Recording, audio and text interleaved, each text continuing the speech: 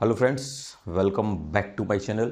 आज हम एक बहुत ही इंटरेस्टिंग टॉपिक के बारे में बात करने वाले हैं। ये ऐसा टॉपिक है जो एक कॉर्पोरेट में या छोटी कंपनी में या बड़ी कंपनी में सबसे ज़्यादा पॉलिटिक्स का जड़ रहता है। चाहे वो लोगों की हेल्प करना हो, चाहे वो कस्टमर का सपोर्ट करना हो, या फिर इंटरनल किसी की ग्रोथ को रोकना हो, या फिर किसी अपने फेवरेट आदमी को प्रमोट करना हो। ये सारी चीज़ों के पीछे एक बहुत बड़ा इंपॉर्टेंट टूल होता है, बहुत बड़ा फंक्शन होता है जिसको लोग यूज़ और मिसयूज़ करते हैं कंपनी को आगे बढ़ाने के लिए या फिर कंपनी की ग्रोथ को रोकने के लिए।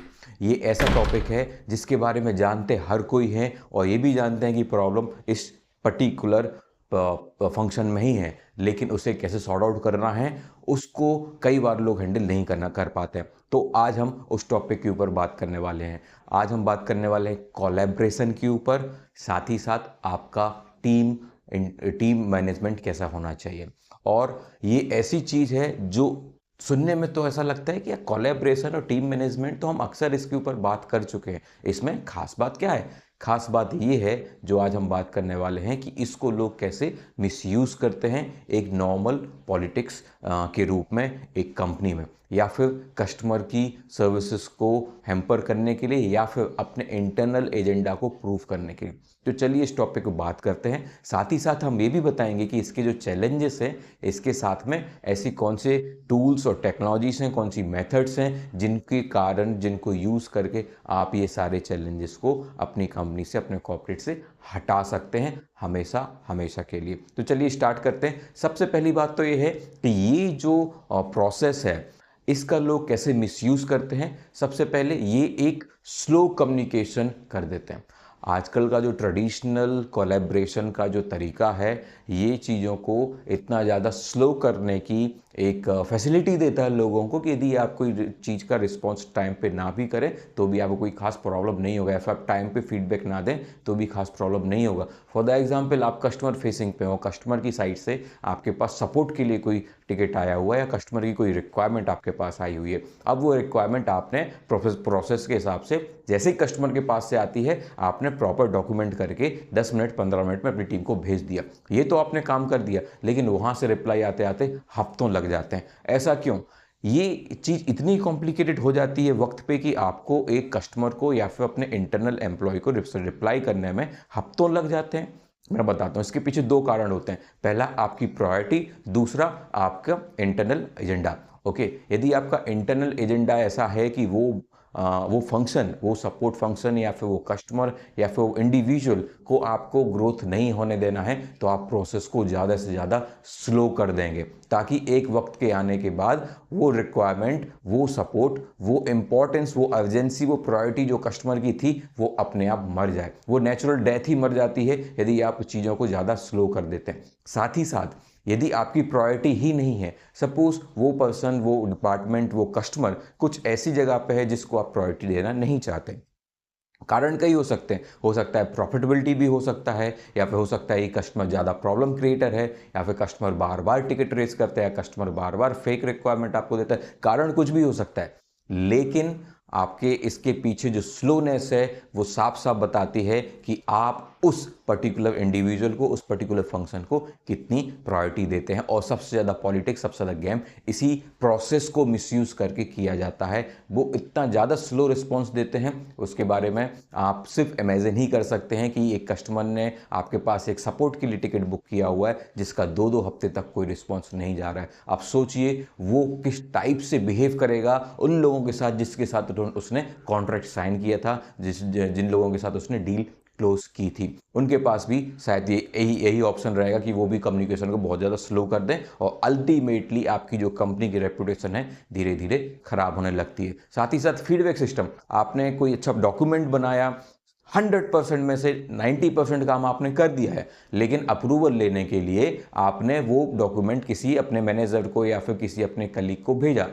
सिर्फ 10% काम है कि उस डॉक्यूमेंट को पढ़ के अप्रूव करना है या फिर उसके ऊपर फीडबैक देना है, लेकिन कई बार ये प्रोसेसेस भी हफ्तों ले लेती हैं। और इस प्रोसेस को लोग इतना ज़्यादा मिसयूज़ करते हैं कि अल्टीमेटली इस डॉक्यूमेंट की जो इम्पोर्टेंस है वो अपने आप ही ख़त्म हो जाती है। साथ ही साथ आपका जो डिफ़िकल्टी है इन्फॉर्मेशन को समझने के लिए, जब आपके पास कोई नया सपोर्ट टिकट आता है, कोई इंपॉर्टेंट इशू आता है कस्टमर की साइड से, अब आपको उसे एनालाइज करना है। अब चूंकि मेमोरी फ्रेश है, आप जितने जल्दी उस प्रॉब्लम को सॉर्ट आउट कर लेंगे उतना अच्छा रहेगा, लेकिन लोग उस चीज़ को इंटरनल कम्युनिकेशन में घुमाते हैं। आप मेल कर दीजिए, आप डॉक्यूमेंट भेज दीजिए, और साथ ही साथ चीज़ों को 1 हफ्ते 2 हफ्ते तक घुमाते रहते हैं। इसके कारण वो इन्फॉर्मेशन जो शेयर होती है वो अपने आप में ही अपनी इंपॉर्टेंस खो देती है, और उस इन्फॉर्मेशन जो शेयर्ड इन्फॉर्मेशन होती है, जितने ज़्यादा लोगों के थ्रू जाएगी उतनी ज़्यादा मिसकम्युनिकेशन होने के चांसेस बढ़ जाते हैं। तो एक प्रॉब्लम को जैसे 1 या 2 लोग को ही सॉल्व करना है, लेकिन प्रोसेस इतनी ज़्यादा कॉम्प्लिकेटेड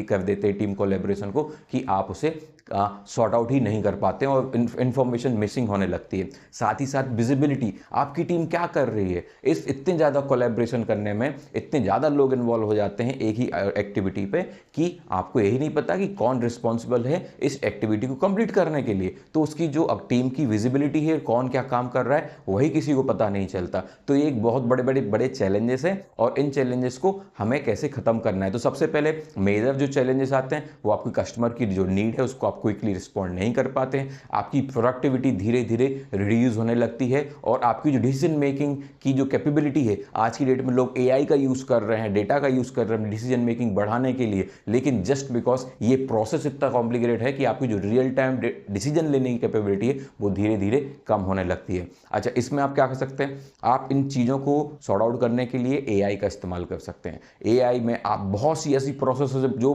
तो बहुत ज़्यादा रिपीटेटिव होती है, जिनका काम ही नहीं है, मतलब सिर्फ रिमाइंडर भेजना है या फिर फॉलोअप करना है, जो ऐसी बोरिंग टाइप की प्रोसेसेस हैं, आप प्लीज़ उन्हें ऑटोमेट करना चालू कर दीजिए। ये ऐसा फंक्शन है, आप अपने कस्टमर्स को तो बोलते हैं कि प्रोसेस को ऑटोमेट करें, लेकिन आप खुद उन प्रोसेस को कितना ऑटोमेट कर रहे हैं, आपको ये चीज़ देखने की बहुत ज़्यादा ज़रूरत है। और साथ ही साथ आपका जो एनहांसमेंट करना है कम्युनिकेशन लेवल पे, सो मेलिंग करना, आपने मेल किया, वहाँ पे 3-4 दिन में रिस्पॉन्ड आ रहा है, ये सब चीज़ नहीं चलेगी। कॉल कर रहे हैं, कॉल पिकअप नहीं कर रहे हैं, और फिर मैसेज डाल रहे हैं कि आई कॉल यू बैक, और 2 दिन बाद कॉल बैक कर रहे हैं, ये सब लेथार्जिक अप्रोचेस आज की टाइम पे नहीं चलेगी। आपको एडवांस लेवल चैटबॉट्स टाइप के रियल टाइम ट्रांजेक्शन्स जो आपको करने हैं, आपको इन सब चीज़ों का इस्तेमाल करना ही करना पड़ेगा, जहाँ पे आपको पता चले कि कितने जल्दी रिस्पॉन्ड आप इंटरनल टीम को भी दे रहे हैं। यदि इसी एक इंटरनल बंदे ने आपके लिए कोई रिक्वायरमेंट रेस की है, तो आप कितने जल्दी उसको रिस्पॉन्ड कर रहे हैं, उसका टेट क्या है,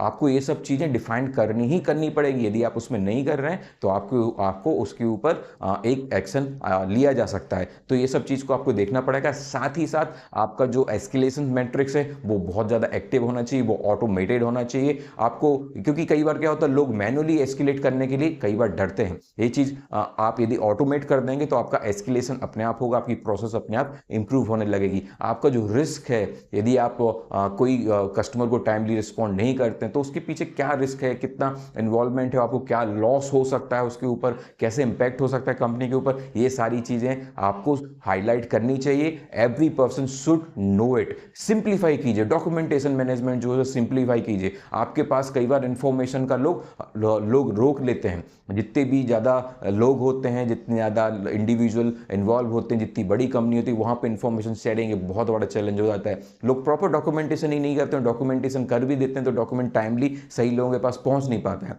और यदि वो शेयर करने के लिए किसी पर्टिकुलर लोग बंदे से मांगते हैं तो वो भी 1 या 2 दिन लगा देते हैं वो डॉक्यूमेंट शेयर करने के लिए। तो इस चीज़ों को काफ़ी सिंप्लीफाई कीजिए। आपके पास इन्फॉर्मेशन है, उसको डॉक्यूमेंट कीजिए, डॉक्यूमेंट है उसको ऐसी जगह पे डाल दीजिए जो हर बंदे को एक्सेसिबल है, और वर्जनिंग के साथ डालिए ताकि उन्हें पता चले कि लेटेस्ट डॉक्यूमेंट क्या है।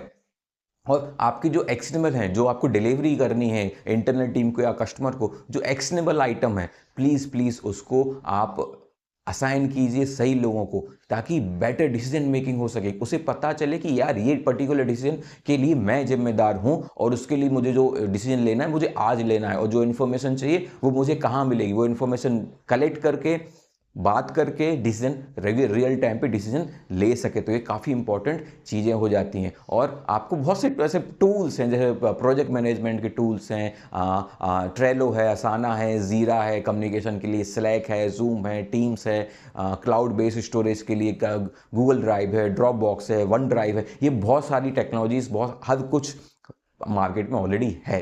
ओके, ये आज से नहीं है, पिछले 10 साल से, लेकिन आप उसे इतना यूज़ कर रहे हैं, ये आपके ऊपर क्वेश्चन बनता है कि आप इन चीज़ों को कितने अच्छे से यूज़ कर रहे हैं। और कई चीज़ें कई कंपनी मैंने देखी हैं, वो इन प्लेटफॉर्म को ही पकड़ के बैठ जाते हैं कि हमने तो जीरा इंप्लीमेंट कर दिया, अब आपको उसके थ्रू ही काम करना है। ठीक है, अच्छी बात है, लेकिन ये टूल्स यदि आपने इंप्लीमेंट कर दिए हैं तो ये आपकी प्रोसेसेस को इंप्रूव करने के लिए, ना कि आपकी प्रोसेस को और ज़्यादा लेथार्जिक बनाने के लिए, बहुत और ज़्यादा स्लो करने के लिए। तो आपको ये चीज़ ध्यान देना चाहिए, ये आपको प्रोसेस को बढ़ाने के लिए, इंप्रूवमेंट करने के लिए, ना कि इसको और ज़्यादा स्लो करने के लिए। लोग इन सिस्टम को भी मिसयूज़ करने लगते हैं एक टाइम के बाद, और मिसयूज़ करके प्रोसेसेस को और ज़्यादा स्लो कर देते हैं। ये सारी चीज़ें इतनी ज़्यादा हो जाती हैं कि आपको एक सही टूल चूज करना भी अपने आप में टास्क बन जाता है। आपकी टीम में आपको आइडेंटिफाई करना पड़ेगा कि आपकी क्या एक्चुअल नीड्स हैं और आपके क्या चैलेंजेस हैं। कई बार ये होता है कि डॉक्यूमेंट प्रॉपर शेयर नहीं हो रहा है, फिर प्रॉपर कम्युनिकेशन नहीं हो रहा है, तो आपको पहले प्रॉब्लम आइडेंटिफाई करनी पड़ेगी कि आपकी टीम में एक्चुअल प्रॉब्लम क्या है।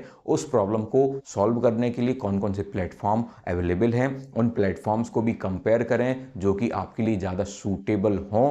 साथ ही साथ इसको जैसे आप इम्प्लीमेंट करते हैं, ये प्रोसेस भी एक इतनी स्मूथ होनी चाहिए कि लोग उसको एज अ इम्प्रूवमेंट देखें, ना कि प्रोसेस उनके ऊपर या फिर कोई सिस्टम उनके ऊपर थोपा जा रहा है। जैसे सीखने के लिए उन्हें एक अलग ही चीज़ों को काफ़ी कुछ चैलेंजेस फेस करने पड़े और उन्हें अल्टीमेटली ये रियलाइज़ हो कि ये सिस्टम आने के बाद तो चीज़ें और ज़्यादा स्लो हो गई। तो ये सब चीज़ को आपको थोड़ा ध्यान देना होगा। तो बेस्ट प्रैक्टिसेस क्या है कि आपकी जो भी आपके एनकाउंटर्स हो रहे हैं उन्हें एक्टिवली हर बंदे से बोलिए कि उसको एक्टिवली पार्टिसिपेट करें। ऐसा नहीं होना चाहिए कि यदि आपके पास एक मेल आया है, उस मेल का तभी रिस्पॉन्ड होगा जब उस बंदे का बॉस सीसी में रहे। इस तरह की प्रोसेसेस आपके लिए बहुत ज़्यादा हैम्पर हो सकती हैं, बहुत ज़्यादा खतरनाक हो सकती है आपकी कंपनी के लिए।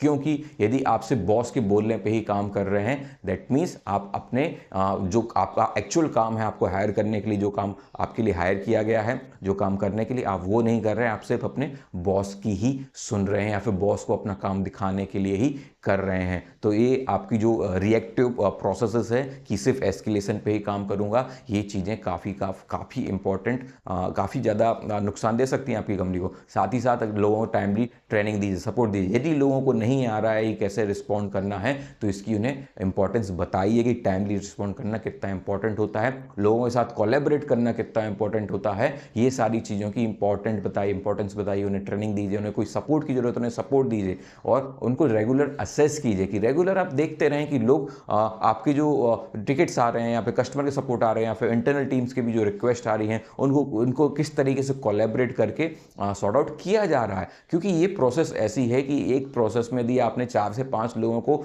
इन्वॉल्व कर भी लिया, कई बार ऐसा होता है कि छोटी सी चीज़ पे भी 4-5 लोग इन्वॉल्व हो जाते हैं। यदि मान लीजिए बड़ी चीज़ पे भी इन्वॉल्व किया है, इन 5 लोगों में से कोई एक बीच की कड़ी, बीच का एक इंडिविजुअल, बीच का एक एम्प्लॉय ठीक से काम नहीं कर रहा है, तो काम अपने आप ही फेल होने लगेगा, बाकी 4 लोग भी टाइमली काम नहीं कर पाएंगे। तो अपनी टीम को परफॉर्म करने के लिए, उसको एनहांस करने के लिए सारे टूल्स को आप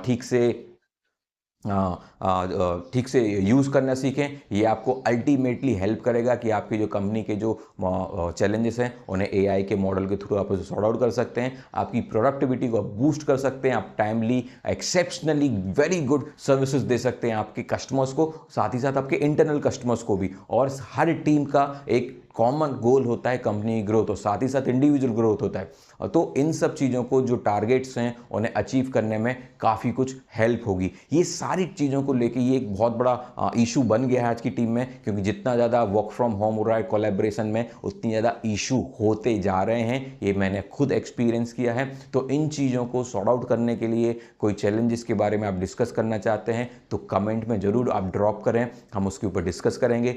चैनल को सब्सक्राइब करना ना भूलें। मैं इस तरह की काफ़ी कुछ वीडियोस डालते रहता हूं जो आपको एज अ इंडिविजुअल परफॉर्म करने में, साथ ही साथ आपकी कंपनी को परफॉर्म करने में काफ़ी कुछ हेल्प करेगा। So I wish you all the very best. Stay in touch, take care, bye bye.